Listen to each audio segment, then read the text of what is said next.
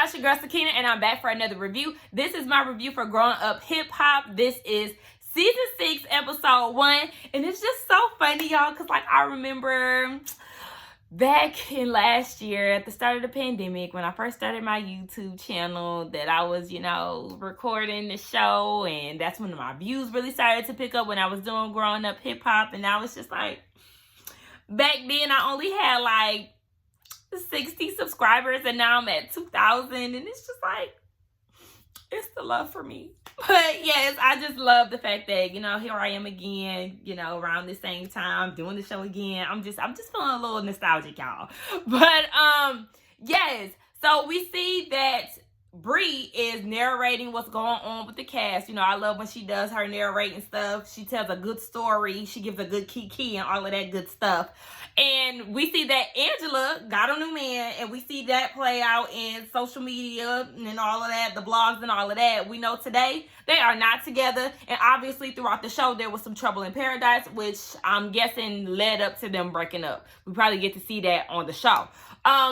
We see Peppa and her crew, Egypt and TT, they both are in the process of planning weddings, but they don't know about neither one because they are not on talking terms. We also see that Egypt is pimping out her boyfriend, Sam. He is doing a OnlyFans, what would you call that, channel?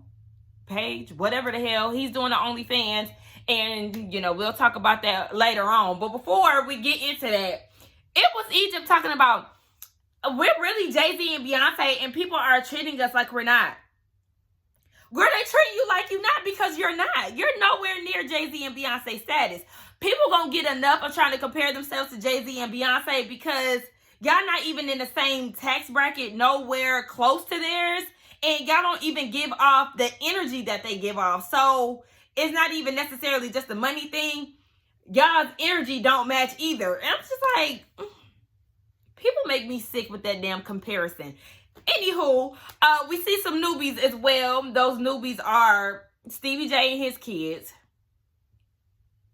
We'll get into that in a minute. We also see Uncle Luke and his daughter will be making an appearance. It looks like some parental issues are going on there. And then, like, this big secret is going on, this rumor about TT that was spread by Egypt, and everybody can't believe that this is going on. So we know at some point throughout this season, they're going to spill the tea on what's going on with TT and what's this, big rumor about. So I can't even imagine what it would be like. But anyway, let's get into this episode. It actually opens up with Egypt and Sam, and I'm like, I thought y'all quit. What y'all doing here? I could have sworn they said that they quit the show. Egypt quit, and then, of course, Sam had to follow suit. I said, oh, the pandemic. That's why. And that's the reason why y'all doing the OnlyFans, because y'all scratching and surviving. Y'all got Sam out here walking around in a white thong looking like a wet condom with them damn Cali glasses that the gangsters wear. I'm just like, what is this? This is not appealing. Egypt is directing this scene, and he's making like a midnight breakfast type of situation, and I'm just like, who would be interested in this? Now, not Egypt, but Boogie comes over, and he don't want to see none of that either. He's like, is that your thong? Like, what's going on here? And, they doing all this bragging about how they making so much money. They making $35,000. Mind you, a regular person like me, I would not mind making $1,300. Did I say 13,000? I don't know if I got the number right the first time, but I meant 3,500, girl, dang.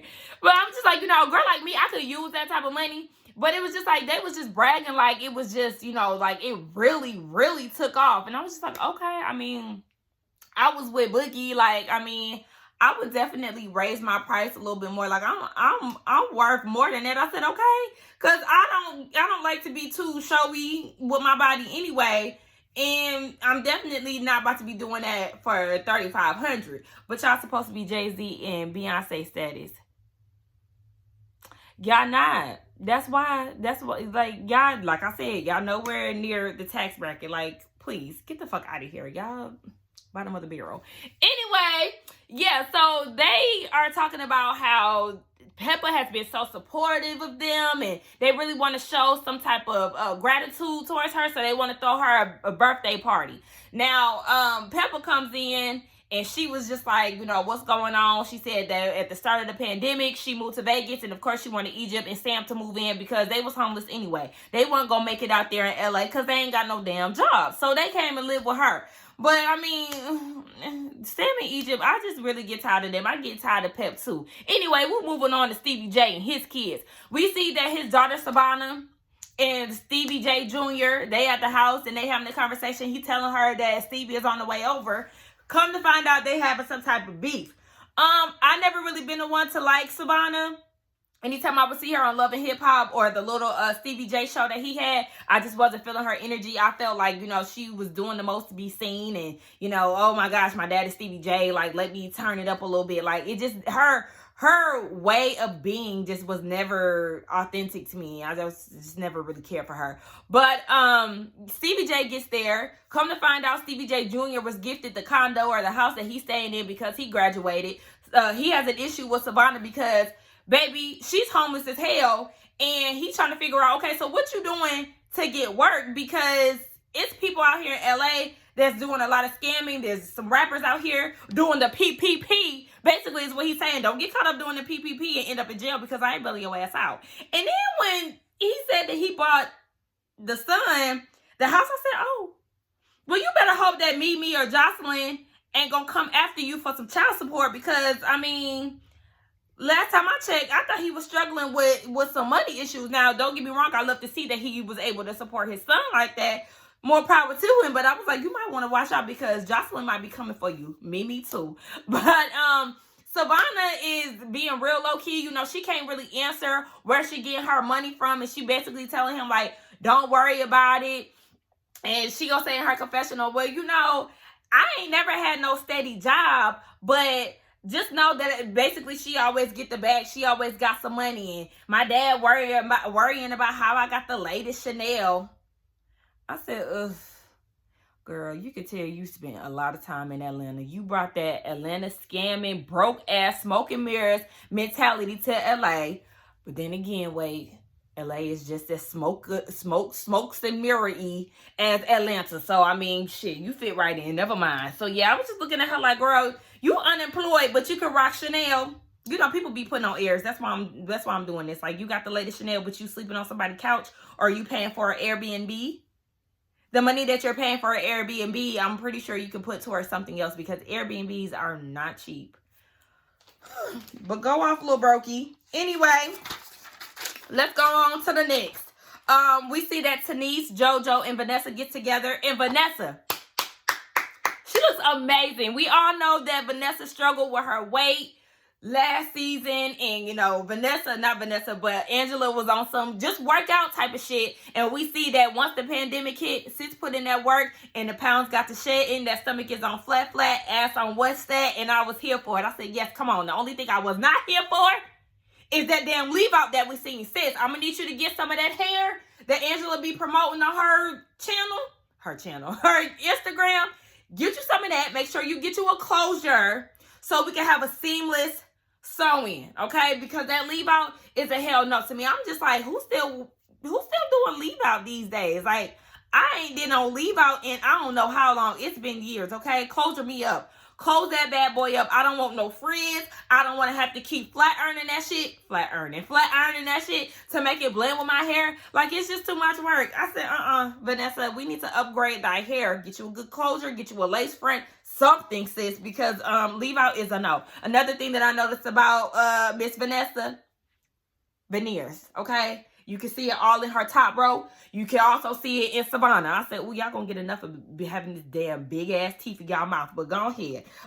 We also touched on Tanise and JoJo and how they were so excited at the beginning of the pandemic because they found out that she was pregnant. They told everybody, including their daughter, and unfortunately, she did have a miscarriage. It was a very sad part to watch because JoJo was crying and she was crying, and I just really felt really bad for them. But it seems like they are in a much better space. She doesn't know if she wants to try for another baby, but I was about to say JJ. But JoJo, you know, he wants to take some time out first before heading down that road again. We see a little Easy-E, a.k.a. Eric. I like to call him Eric, not Lil Easy or not Lil E. But Eric, He is doing big things, okay? He has opened up his own weed dispensary, and it is going well. He said they had a net profit of $3 million.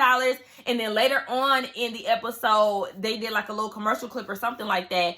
And come to find out, they didn't, double that. They made, over double. Actually, it's a net profit now of $9 million. And he was just wondering how his dad would feel, how, doing a dispensary compared to how it used to be back on the streets. You would go to jail for selling weed and all of that. And I just love the fact that he was able to turn it around and make a successful dispensary out of something that, black men and women get arrested on all the time. And there's people that are still sitting in jail over weed charges to this day. Like, it just don't make sense. Twist and Savannah show up, aka Teeth, because every time I look at her, I look at them teeth. And if you notice, she can't even close her damn mouth. But anyway, she's introduced to everybody, and she lets them know that she's there to start her clothing line. When she said that in the scene with her and her dad, I was just like, oh my gosh, you broke and homeless, but you here to get your clothing line started up? How? You're going to have to get a job. You're going to have some type of money to support your business, okay? But go ahead, sis. Look, maybe she knows something that I don't know. Maybe she using that PPP money to go ahead and do her clothing line. What's her clothing line called? Good Vibes. And she said that it's not sportswear. What is it? It's basically like that. It's sportswear or loungewear, and it's really for men, but it's unisex. And Lil Easy, I just said I don't want to call him that. He takes the time out to invite everybody to Peppa's birthday party via Sam. Sam, everybody likes to use Easy as, the messenger, because remember, he had to do that with Romeo last year with that little tired ass meeting that they tried to set up and go in on Boogie. But he wants to go and invite everybody. Twist is not for that. He got a beef with Sam, so he was just like, I'm gonna go to Vegas, but I'm not going to Peppa's party. JoJo said, Sam got a bone to pick with me, so I want to confront him about it. We know he a little dramatic, so I just want to see what's up. So we see later on that let me see, am I missing something? Nope. We see later on that they go down to Vegas, and Eazy-E, done did it big. He got the PJ and he got the Airbnb, and I said, okay, y'all saying that this is easy. Was it easy or was it WeTV? Because y'all know how they do on all these shows. They like to assign somebody to a trip, but we know that the network is really funding these things. But whatever, it was real nice. It was real fun watching them run and try to find the rooms and stuff. I was like, oh, I need a trip with my camera just cut off out of nowhere. But anyway, I was saying that I just need another trip with my friends.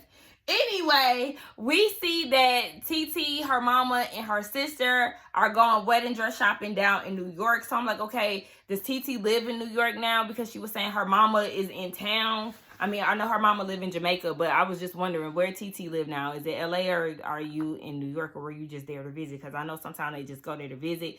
But anyway, her mama basically wants her to get it together with Egypt and Peppa. But she no, they're not invited to come see my dress. They are not invited to the wedding.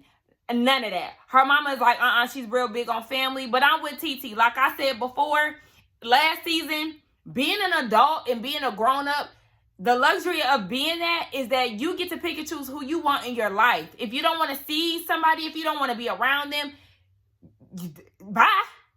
Be gone. And I don't blame her. If y'all don't like each other, you don't like Sam, why the hell would you want him at your wedding? It's common sense. And I would have been annoyed with the conversation too. I get where her mama is coming from, because family is very important to me. But at the same time, just because you family, that don't mean that you could walk all over me, talk shit, mistreat me, all of that. No, you can be cut off just like the next person. So going up out of there, bye. Anyway, back at the party, we see Sam looking like he getting ready to be a part of a damn hip-hop video down in Salt Lake City. He had an all-white outfit on with a fur vest with a hood on it. I cannot stand vests, y'all. Vests do something to me that I don't like. I mean, the bubble vest in the wintertime, the way that you style it, I might be able to, rock with it. But overall, I don't like jean vest. It's just something about a sleeve. It's a no for me. Sam is in his feelings when it comes down to JoJo, because he feels like JoJo had his loyalty towards Twist, and he was picking sides and all of that. They did the flashback with Sam and Twist had got into it. And JoJo clearly said in the flashback, like, he rocked with both of them, but he's known Twist for a long time outside of this show shit. So, yeah, he's going to always have his loyalty with Twist. I'm just like, I mean, nigga, he just met you on this show. I'm pretty sure. Like, get out of here. You wasn't even here for the whole 6 seasons of this show. Bye, damn peen head. Anyway, he gets introduced to Savannah, and you know how she was moved to LA to pursue her career, and he's trying to take shots talking about how everybody here ain't supportive and it's fake. And I said, okay, you definitely one of them. You fake and phony as hell. He started flexing about them damn OnlyFans coins, the 3,500, and Savannah and the rest of them looking like, that's what y'all doing that for? Okay, it wouldn't be me, but go off. Like, I mean, y'all can stop. I don't like when people be dime dropping and all of that. Like, didn't nobody ask how much money y'all making? Like, this is, what do y'all want us to do with this information? So what? Like, y'all could have just kept it to yourselves. He bigging himself up and doing the most, and he talking to JoJo and Lil Easy and all of them, and he, you know, talking about, you know, I'm about to be a UFC fighter, like, don't come for me. And they was asking, you know, is he gay or whatever, because, you know, he said that he sent his little fetish toe pictures and all of that to men and women and all this extra shit. So they was asking him if he's gay and all of that. He was like, bro, I roll with UFC fighters. You think they'll fuck with me if I was gay? And I was just so annoyed by everything that he was saying. Like, please, just get out of here. JoJo, like, I don't care about none of that shit. I want to know why you was talking shit about me on social media. Like, what's going on with that? And Tanise, it apparently happened on live. And Tanise, you know, she tried to interfere the same way she tried to interfere with JoJo and Twist. And she was like, you know, JoJo ain't got no problems with you. It's all love. And in response to that, Sam was like, fuck JoJo. So JoJo got offended by that. And he like, why you got my name in your mouth? I don't even talk shit about you. Like, what's going on? And, I mean, they end up getting, you know, upset. Voices started to raise and all of this. And then Sam had the nerve to say, don't raise your voice in my house. Your house? This Pep's house. What the hell are you talking about? Like, and then he had the nerve to say, I know that, you know, Pep is real cool with running the family and all of that, but, you know, don't sleep. I mean, it's Salt and Pepper, Tretch, Naughty by Nature. I'm a part of this family too, so he gonna have to put some respect on it. I'm like, you want to name drop, dime drop. You want to be accepted so damn bad into this family. It's just like, it screams thirst. So JoJo end up leaving because he ain't got time for the bullshit. Pep come downstairs and she can notice that the vibe is off. She's saying in her confessional, don't mess with my kids, whether it be Tyran, Egypt, or Sam. And I'm just like, shut the fuck up. Like, I can't stand Pep. I can't stand Sam. They already got this weird ass relationship. He did say that he would pull out his thong for her birthday. Like, that's some weird shit to say about your mother-in-law. Like, I just can't stand them. So anyway, that was the end of it. I don't want to see happen is them get so caught up on Sam being the main topic or Egypt being a topic like they were last year. Like, fuck them. They ain't got shit going on. Let's worry about what everybody else got going on, and let's not make them the center of the drama. But anyway, y'all let me know what y'all thought about this episode along with the review. Don't forget to like, comment, and subscribe to my channel, and I will see y'all in the next one. Bye.